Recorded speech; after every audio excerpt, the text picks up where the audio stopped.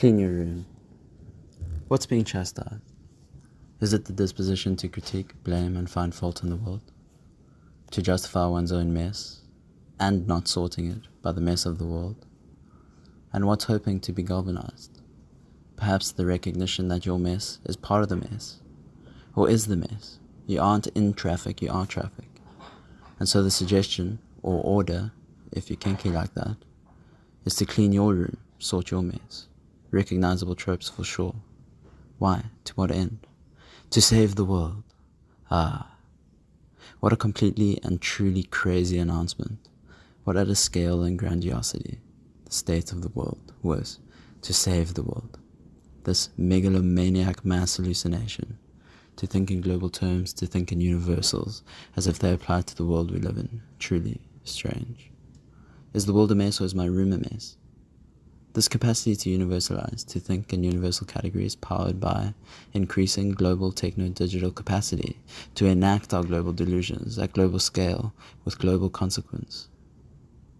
We half-mindedly use words global, world, country, town, family, even myself, us, we flaunt our delusions. We imply and hope that we refer to the same thing, not only refer to, but we do so truthfully. And by truthfully, we mean represent things how they are, when we blab about the way things are. So we think and we blab as we are. Let's go a bit further down this little caricature before continuing business as usual, if this is not already that.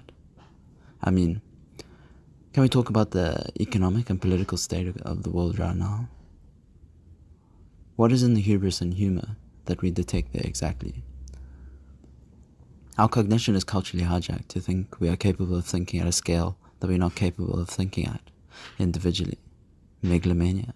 So we each become hosts to swarms of discourse with linchpin key categories like men, women, the world, the economy, the environment, flinging them around whilst apparently blind to the obvious. It's like the glazing over of the eyes of a woman held hostage to the company of men speaking about ideas as if they were weather or sport. Maybe there are such things. Categories that keep the wheel spinning are necessary. Key components in our vital ecologies of distributed cognition and meaning making. But the ecology's fucked. No. I want only to allude to the cost felt at the other end of the oscillation, where the score is kept, your body. It would be nice to continue ragging on this side of things, but I must clean my room. How are you really going to encounter the world? Through a talking head in the screen giving the gist of the worst event happening there and there? All mediated by the very medium, cries McLuhan, and skewed by industrialized, fear-framed and feeding content generation machines? Or would it be that you meet the world through the valor and courage to truly encounter the depths of the person that you immediately love, and that stands before you each day, and then the others that stand before you each day? Without co-conspiring into a prideful state of the world hoo-ha, hot air spilling, water gear grinding facade of care. And yet, to invert again, thought, most subtle and most powerful of our capacity, steers the world. Are we possessed, hosts to lunatic, the world this, the world that thinking, adolescent? Or what? How exactly do you think things are steered? Will you allow yourself to see the wake of the truly impactful? And, further yet, might you come to terms with your own wake, impact, before you die? Will you ride the emergent cusp, rock and roll until you drop without a trace, drop into exactly what is going on now, giving your all and your small left toe to the dance that leaves time and space in its wake?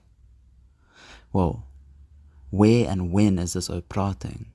Don't worry, clean your room, the world needs you to dance.